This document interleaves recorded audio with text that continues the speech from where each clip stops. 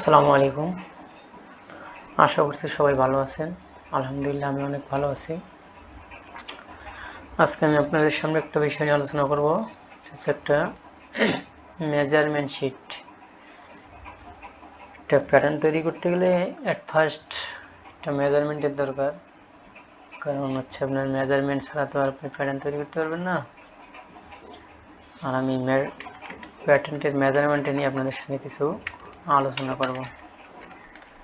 Pattern তৈরি করতে গেলে মেজারমেন্টটা আসলে বুঝতে হবে, তারপরেই প্যাটার্নটা তৈরি করতে হবে। সো আসুন এই প্যাটার্নের মেজারমেন্টটা নিয়ে কিছু কথা বলতেছি।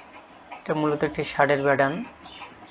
যে মেজারমেন্টটা দেওয়া আছে, এটা সাইজ দেওয়া আছে, বাইরের কিছু দিক নির্দেশনা দেওয়া আছে, কোন অনুযায়ী কাজটা করব। সো হাউ টু মেজারমেন্ট আমি আপনাদের বোঝাই দিচ্ছি। এই যেখানে লেখা আছে HSF font from shoulder length, এটা হচ্ছে 77, এর বেস সাইজ মিডিয়াম। তো এটা হচ্ছে আপনার, একটু জুম করে নেই আপনাদের দেখার সুবিধার্থে।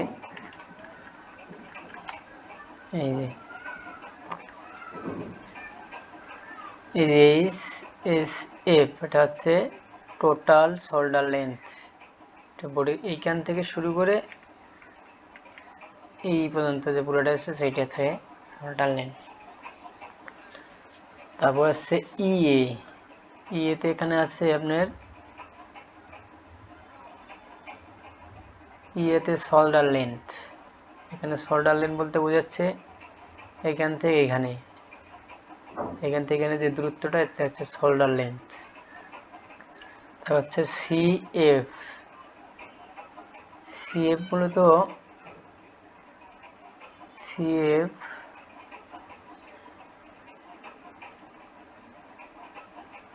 সিএফটা হচ্ছে অ্যাক্রস ফন্ট। সিএফ এখানে আছে অ্যাক্রস ফন্ট, এখান থেকে এখানে যে মেজারমেন্ট আছে এটা হচ্ছে অ্যাক্রস ফন্ট বলে। তারপরে আছে ডাবল এটা এখানে আছে চেস্ট অর্থাৎ আপনার যে এইখান থেকে এখানে যে মেজারমেন্টটা, চেস্টের মেজারমেন্ট দেওয়া আছে 54। তারপর আছে ডাব্লু, এটা হচ্ছে ওয়েস্টে 54, এখান থেকে এখানে কোনো শেপ নেই যেহেতু এটাও 54। তারপরে মেজারমেন্টটা হচ্ছে আপনার বটম ভিভি, এটা হচ্ছে বটমের মেজারমেন্ট ডাবল ভি।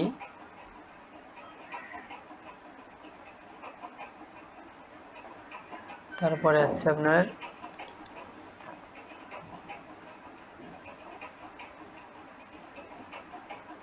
আর্মল, এই যে ইএইচ এটা হচ্ছে আর্মল, ইএইচে এটা হচ্ছে এখান থেকে এটা হচ্ছে আর্মল। তারপর এখান থেকে এটা হচ্ছে slip length, short slip length, SSL এর শর্ট স্লিপ লেন্থ। আর এটা হচ্ছে এইটা হচ্ছে বাইসেপ। আর এসডব্লিউবি এটা হচ্ছে স্লিপ ওপেনিং। আপনার যে এটা আছে এটা হচ্ছে পজিশন, এই পজিশনেই থাকবে এই মেজারমেন্টটা। এগুলো একটা পজিশন, এগুলো হচ্ছে বটম টু বটম, এক বটমের আরেক বটমের ডিস্টেন্স করতে হবে এই মেজারমেন্টটা। এটা হচ্ছে বক্স প্লাকেট, হচ্ছে বাটন প্লাকেট, বক্স প্লাকেট। তারপরে আপনার এই যেটা হচ্ছে ব্যাক ইয়োক হাইট, এটাকে বলা হয় ব্যাক ইয়োক হাইট।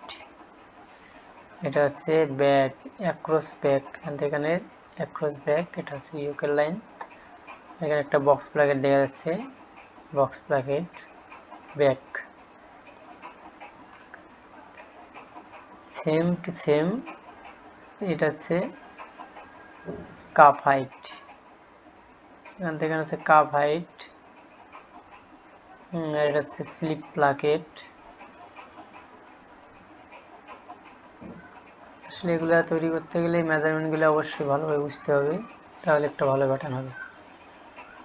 আজকে এই পর্যন্তই। আগামী পর্বে আরও ভালোভাবে বোঝার চেষ্টা করব।